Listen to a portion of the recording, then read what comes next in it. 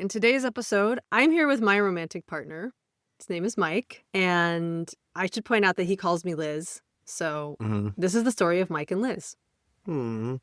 Welcome to Seeking True Love, a podcast for highly sensitive, intuitive, growth-oriented women who are tired of shrinking themselves to fit into someone else's version of love.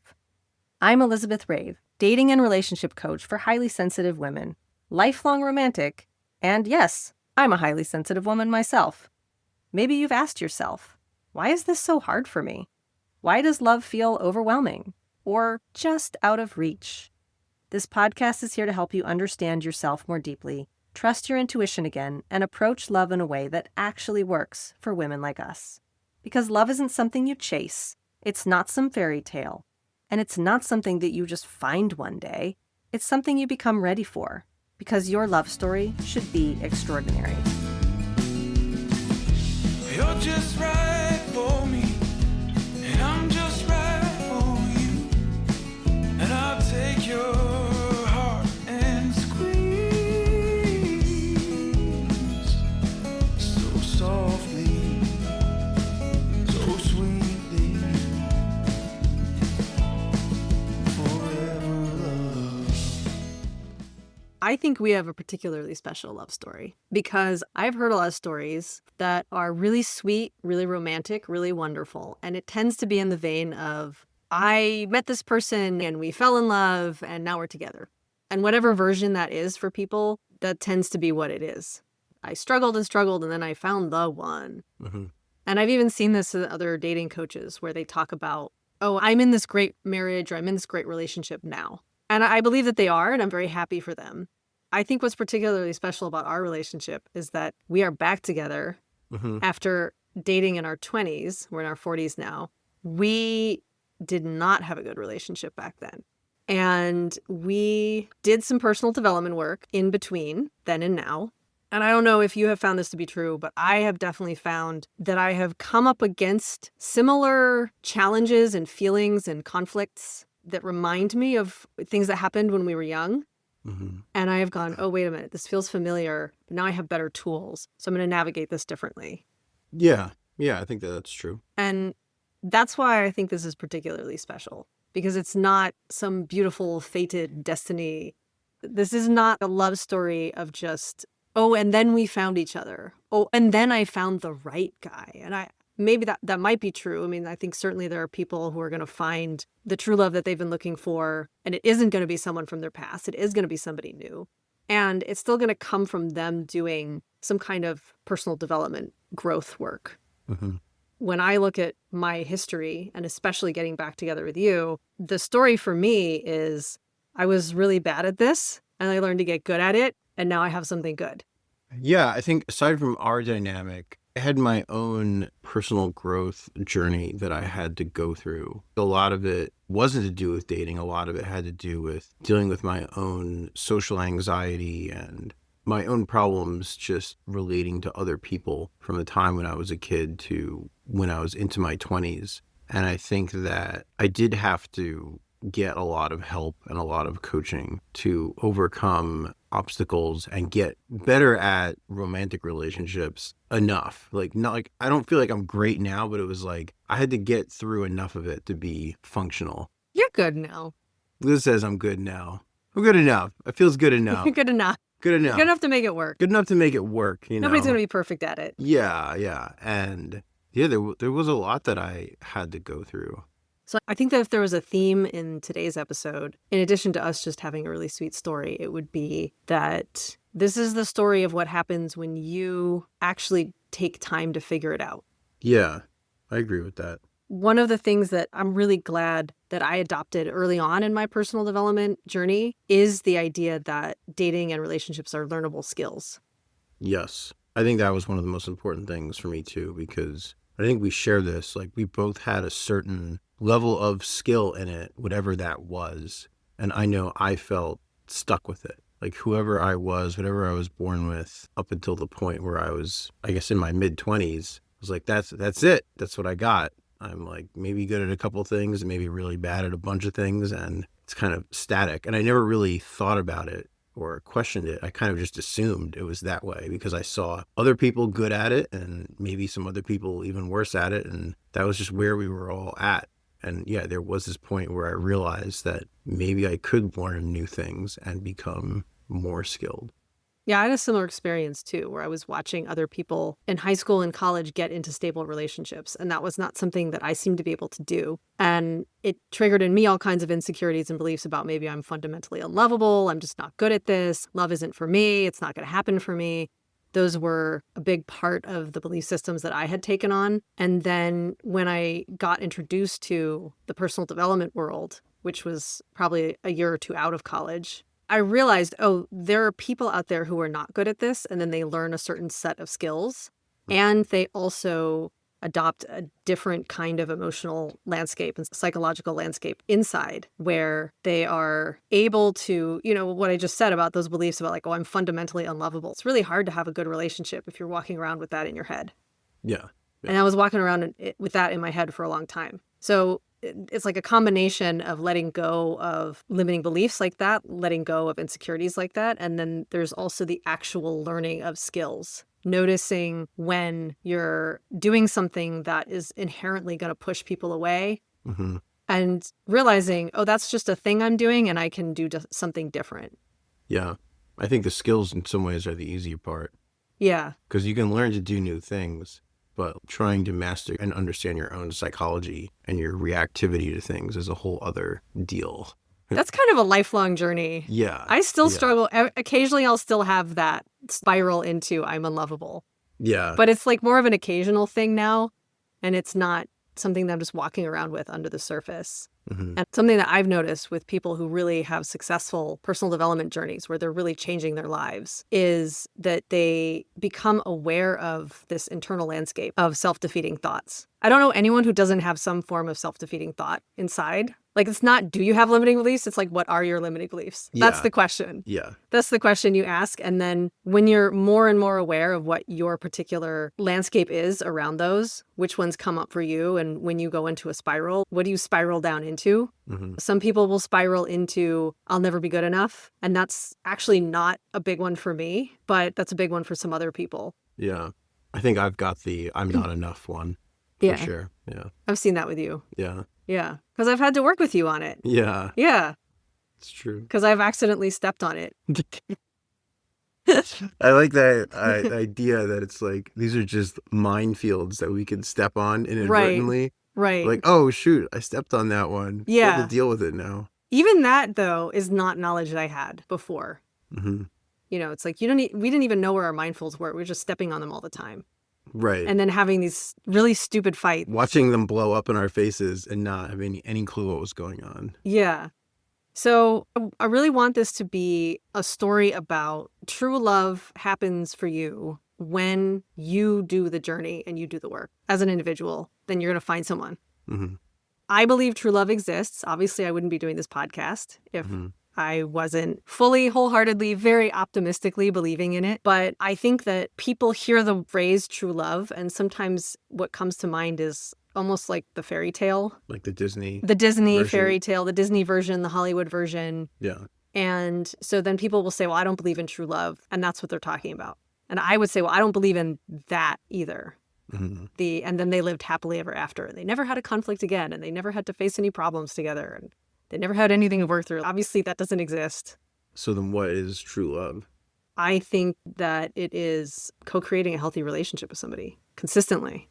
I agree. And you talked about knowing where those minefields are and navigating them. I think that's part of it. Yeah. Yeah. The more you learn somebody, you're really learning another person. You got to learn their minefields. Yeah. So I think what happens to a lot of people is they believe in this fairy tale.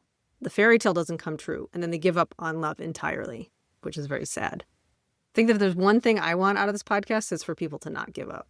Yeah, I feel that.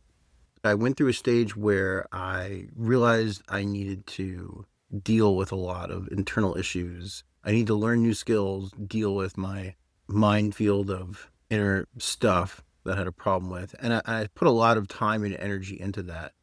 But I think that where I got stuck was it felt like so much time and so much energy that it was unsustainable. And I had trouble figuring out how to make dating and meeting people happen for me in a functional and sustainable way. And I think what happened for me quite often was that I was also struggling in the realm of my career. And that sometimes A, took precedence in terms of energetic focus, and B, made me feel a little bad about myself when it came to dating because I felt unstable. So I think those are the things that tended to get me. Was that you giving up on love, or was that you taking a break from dating? I don't think I was giving up on love, but I think it was me. I was taking a break, but I often felt hopeless about it. Hmm. I don't know how this is going to happen. I can't figure out a good system to make it happen. And I think a lot of the coaches that I hired and advice I got also wasn't tailored to my personality type, right? Do you mean highly sensitive, or is there more to that? No, like the highly sensitive thing, and to some extent the introvert thing. Like one example is I signed up for a program where they helped me work through a lot of things. And then it was like, all right, we're going to take you out to like meet people. And it was just an environment where I couldn't function. And that would have a pretty negative effect on me. Like I'd feel really bad about myself. More give up than feel completely hopeless. But I don't know, giving up and feeling hopeless are not that far removed from each other sometimes. One precedes the other. Yeah. You give up and you go, oh, this is never really going to happen for me. And that whole dialogue starts for you. So. Yeah. Well, I think your true love story is really a personal development story. I think shifting the focus on how do I grow in this area from how do I find this one person, I think that's probably one of the best shifts you can make. So let's tell our story. We've known each other for 25 years. For some of those years we dated. For some of those years we were friends. For some of those years we were not really in communication with each other very much. Yeah. Our story starts because we went to the same college together. We met my freshman year because we lived on the same floor. Yes. So I was a sophomore. So I'd been at college for a year. And my first memory of you is actually, I think I was in the hallway with somebody else and you said hi to us or something like that. And I was just like, oh, who is that? She's really pretty. And then that was it. The rest of it is a little bit vague. Like, I don't know how we got to hanging out or talking. Although one of them was the dream. We had we had this like weird shared dream. And I think I was headed for breakfast around the same time as you. And one of us was like, oh, I had this weird dream. And we're like, oh, what was it? And then the other person was like, wow, I had the exact same dream. Yeah. And it was just this really weird thing. So we had the same dream at the same time. At the same time, like that previous night. And it was like, I don't want to go into what the dream was. It's not really relevant. Really crazy fucked up But it was this dream, really crazy actually. fucked up thing. And it was like really creepy and specific. And we're like, why do we both have that? And that discussion didn't really go much further than that, I don't think. But there was some spark of connection where we felt that. Yeah. I think I felt a connection with you before the dream incident. It's fuzzy for me too. Okay. But I don't think it was like, oh, now I feel a connection. I feel like you and I had a connection prior to that. Okay. And it is a little fuzzy because it was a long time ago. And also, you were a sophomore, and so you were a little bit more established there. But as a freshman who had gotten to school, I was meeting a lot of new people all at the same time, including you. You were social and you were around. And I would often be probably in my dorm room, but I think I kept the door open. Yeah. So you'd be visiting. And at the very least, for the first month or so of you being there, I'd be like, oh, hey, hi, Liz. Like we'd say hi, maybe talk briefly about like, how's it going? I think that's why the dream thing is kind of bookmarked, because it felt like a sort of step up in level of connection. I do remember that. I do remember the dream thing happening early on. And I do remember feeling like, I just thought it was very special that we had some kind of connection like that. Yeah, yeah. Okay, I know I tease you about this a lot. Yeah. But I remember really trying to connect with you and you being cold to me and standoffish. Yes. There were some problematic things going on with me as a 19-year-old. One, I was very socially awkward. I did not have many friends in high school and middle school, whatever. I just didn't know how to make friends. So I was still new to being social and just relating to people. And I was also super introverted. And I think I came off as awkward and standoffish quite often. So I think you probably felt some of that for me. And you were really pretty. And I was probably nervous to talk to you. So that also made me kind of a little weird and disconnected. And I saw you being social with a lot of people and being social with a lot of different guys. Yeah. And I felt cautious with you. Yeah. I should point out that in the first part of my freshman year of college, I did flirt with a lot of guys. Yeah. And I kissed a lot of guys. And I didn't like that Yeah. because I, And I didn't kiss you. and you didn't, yeah, you did not kiss me. And I wanted to be one of the guys that you were kissing. And I knew about that. And I think there was, and this was the first part of where the trouble, I think, started between the two of us, was we were developing a good connection. But I was kind of angry and jealous.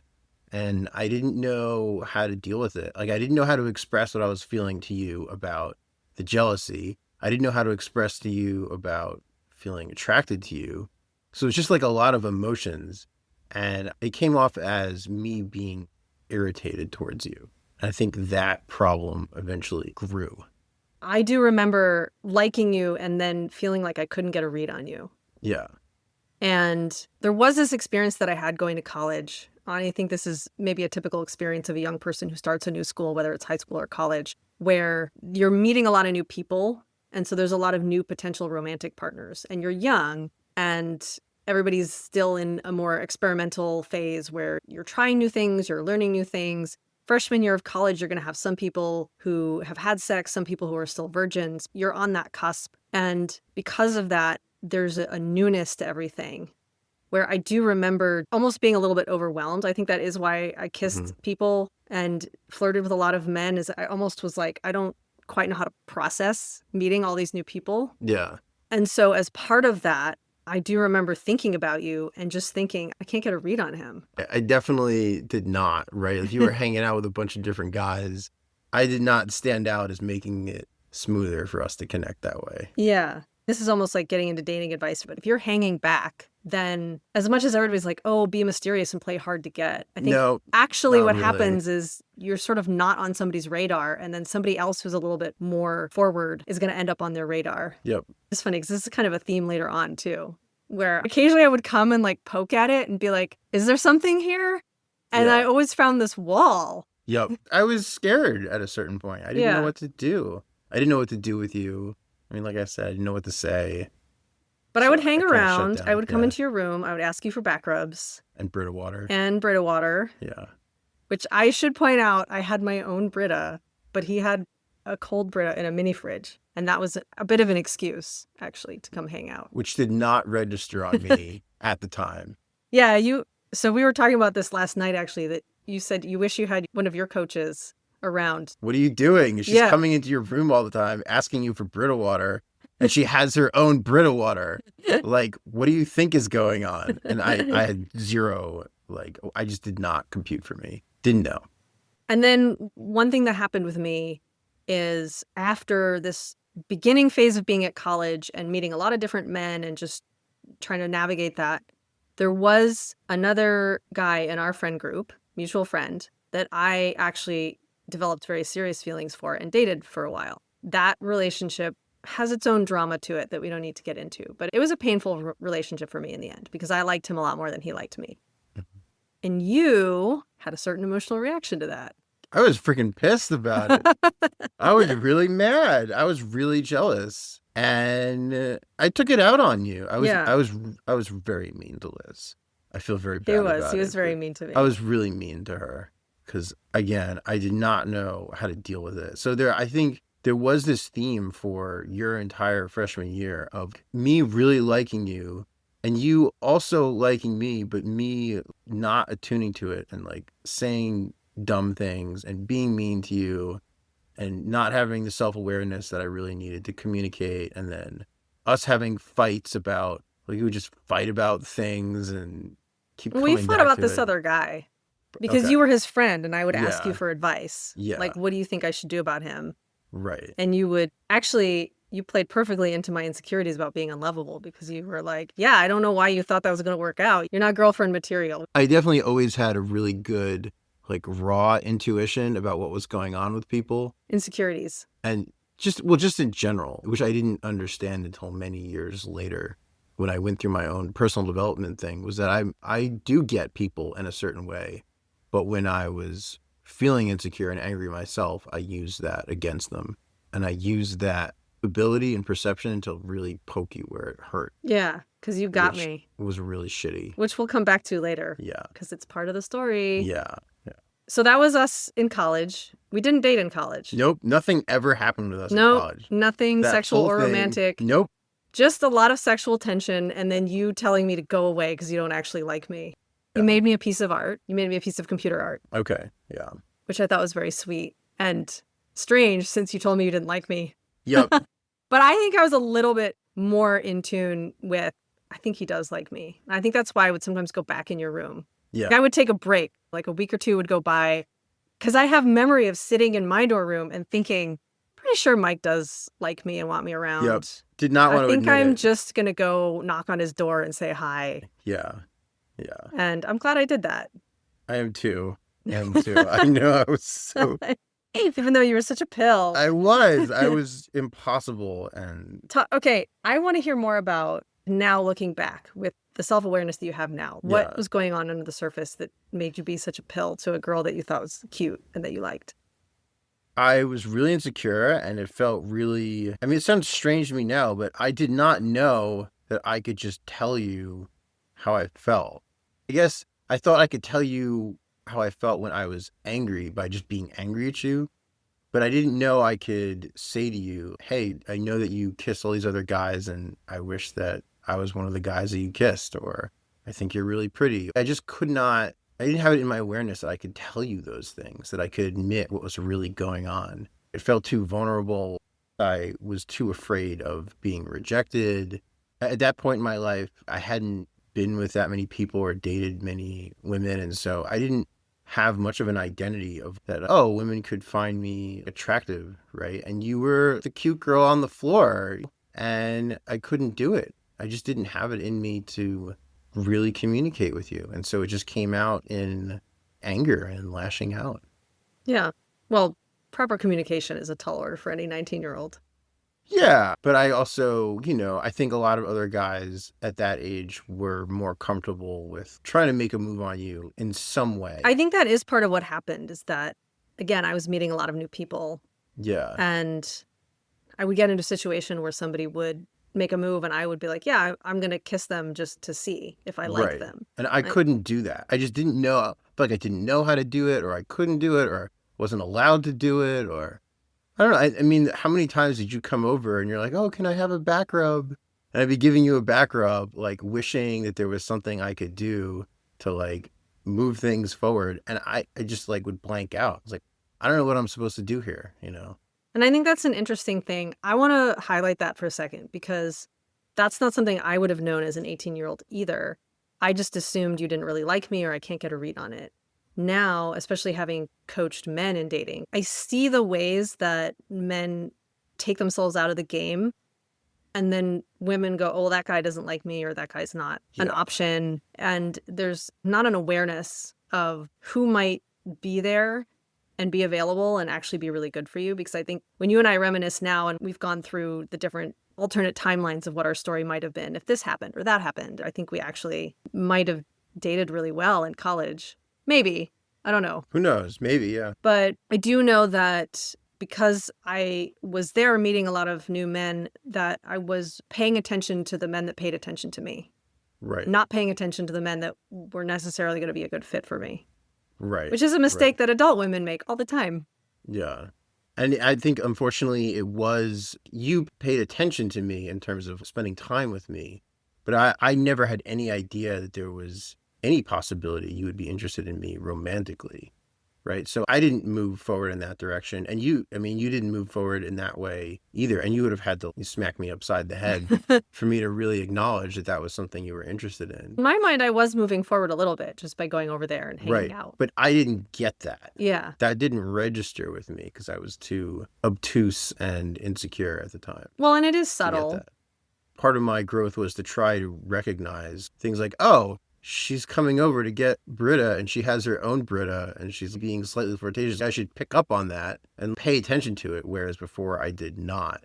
But I also feel like on the opposite side, I still talk to a lot of women who are like, oh yeah, doesn't he know that I'm interested potentially in him? And it's like, he may not, because you may Right. not be communicating that to him in a way that he can pick up on it.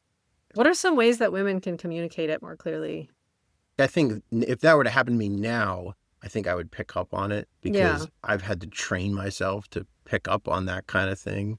I think just the subtle touches, the shoulder touches or the smiles, there's different body language things that work. You got to help guys out a little bit, What do you think, how women do that these days in the right way? I would say now, especially if I'm on a dating app, I'm going to use dating apps as an example.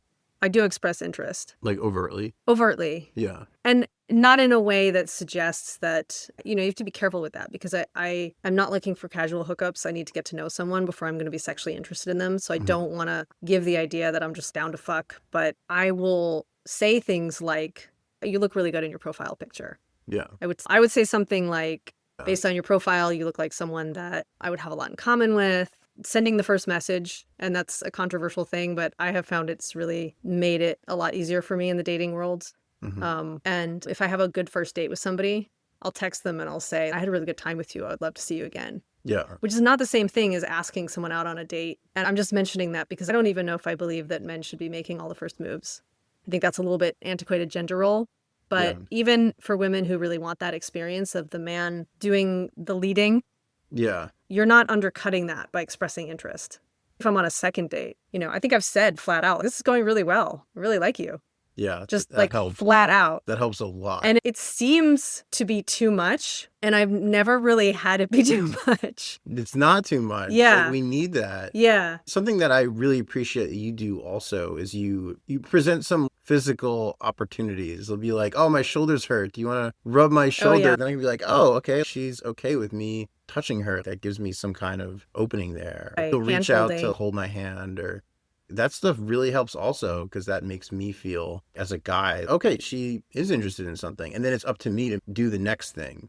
You're right? not undercutting that leadership if that's what you're wanting from the other person. What you're doing is you're encouraging it. Exactly. That indicates to the guy, well, if I am going to step up and take the lead here, it's going to be well received. Yeah. And that's something I noticed, again, just talking with you, talking with other male friends, the male clients I worked with in the past. That seems to be a pretty universal thing that men are craving and wanting. Yeah. Is just more encouragement, more indication of interest. Yes. It really goes a long way. But we still do, as guys, have to recognize when those You have to things are recognize it, happening, sure. which I was not able to do as a 19-year-old with a Liz in my dorm room. Sure. Which is why there was drama and messiness.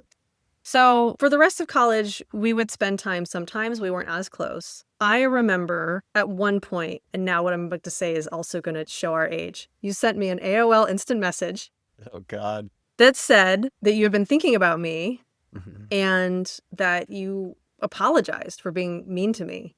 Mm-hmm. Because another really mean thing you said right before I did a study abroad year. So when I was leaving for my year abroad, I think you're like cringing right now because you know what I'm going to say. Why don't you just say it? I told Liz, I think I said, I'm not going to miss you next year. Yeah. It was, I don't even know It was so mean. why I had to say something so mean to you. So mean. It was terrible. It was terrible. I think when you said that, I think I was like, fuck you, dude. But then you reached out Yeah. and said, I'm really sorry I was so mean to you. I can see that you have always been trying to be my friend and you've been really sweet to me and I want to try again. Mm-hmm. And it was really nice to see that message. I think I had let go of you a little bit in the sense that it's not like I was walking around with you on my mind every day. But I remember feelings when I saw that message. Yeah. Very happy feelings. And I think then we became actual friends. I graduated, didn't really have much of a plan, didn't know where I wanted to be or exactly what I wanted to do. So, I moved back to Long Island where my parents lived and just got a job and was just kind of working. I got really depressed. I was really unhappy. I'm really trying to think a lot about what I wanted to do, what mattered to me, who the people were that mattered to me. And that's probably where that message came from.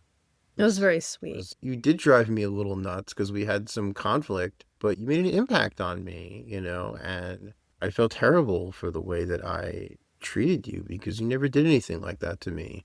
You were never actually mean to me. I was just angry and jealous. I didn't know how to deal with it. So I guess I reached out to you and wanted to apologize. I appreciated it.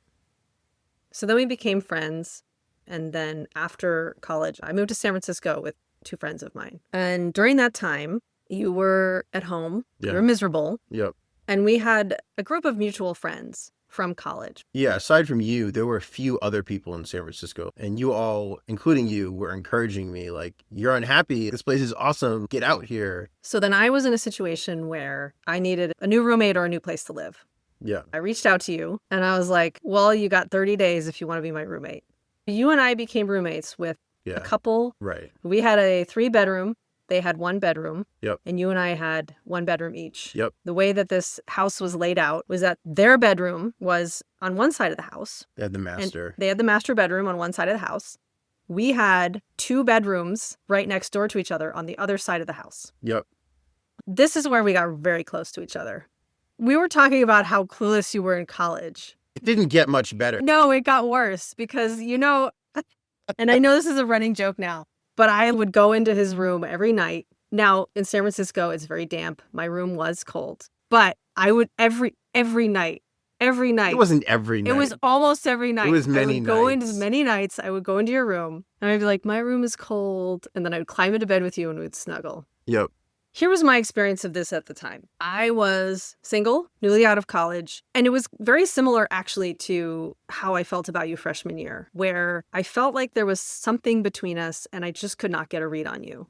Yeah. And at that point, I was navigating dating in the adult world. Where do you meet people outside of school? That whole thing. And I'm more extroverted than you, so I don't think that was a challenge for me the way that it was for you. But I had my own pattern of consistently meeting men who were just emotionally unavailable for a relationship. So it was that cliche of I would meet a guy, we'd hang out, we'd have a couple good dates, we'd have sex, and then I'd never hear from him again. And I was doing that over and over again, and it was not fun. So I was navigating that, and I was just trying to figure out, I want to find someone and have a really good relationship. And every once in a while, I would just be like, I keep getting a vibe from Mike, but then every time I go in his room, it's like the wall. The The wall was there. Yep. So then I would go, you know what? Okay, I'll just keep looking elsewhere. In the years between college and living there, I hadn't gotten any advice or help with dating or with my social life. So there weren't really any improvements in all the problems that I had, all the challenges I had that we just discussed.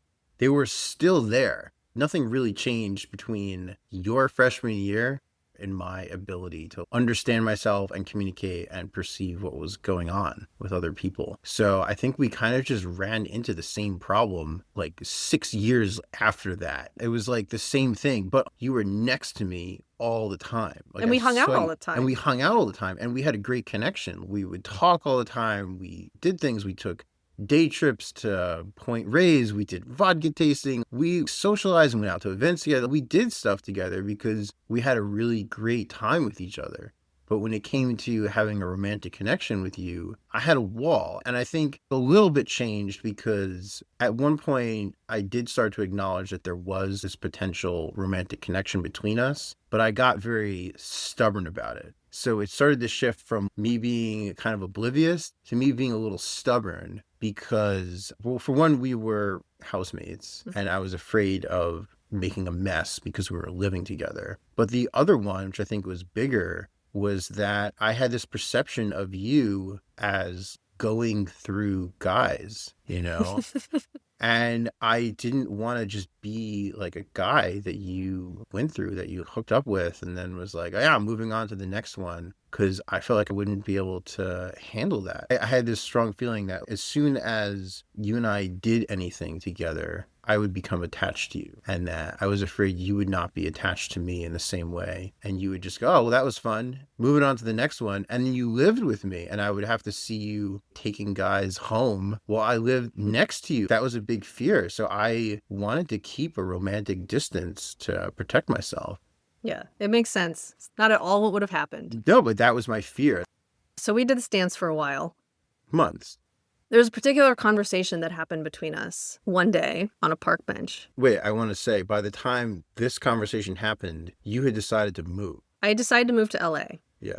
There's a particular park in San Francisco that I used to go on my lunch breaks, and you would meet me there. And I feel like we should mention, we lived with this other couple, and then there was another couple that we knew from college. Mm-hmm. They saw us struggling in dating in our various ways, and they tried to offer some advice. And it was okay. It was not great advice. We got a fair amount of both judgment in life and dating. And I think the reason why it was not good advice is because these people met in college and they have no reference point for what it's like to date as an adult. Yeah. So you and I would get together and we would commiserate about how annoying it was that they kept giving us advice that was not helpful. Mm-hmm.